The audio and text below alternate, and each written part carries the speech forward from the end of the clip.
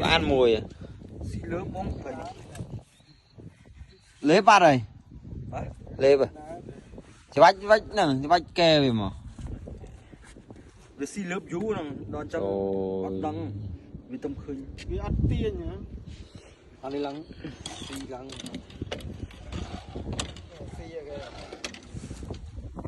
ủa mừng im mới nhắc tiền nhung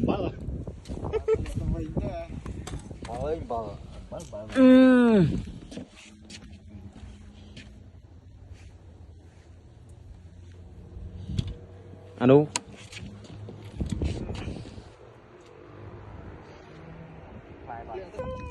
ăn mới ba ơi trời ạ sự gối đây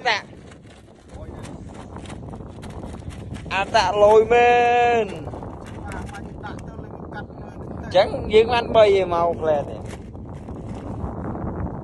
ăn tạ sự gối nè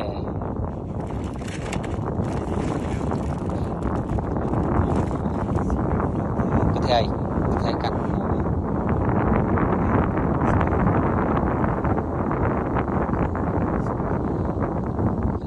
rồi nè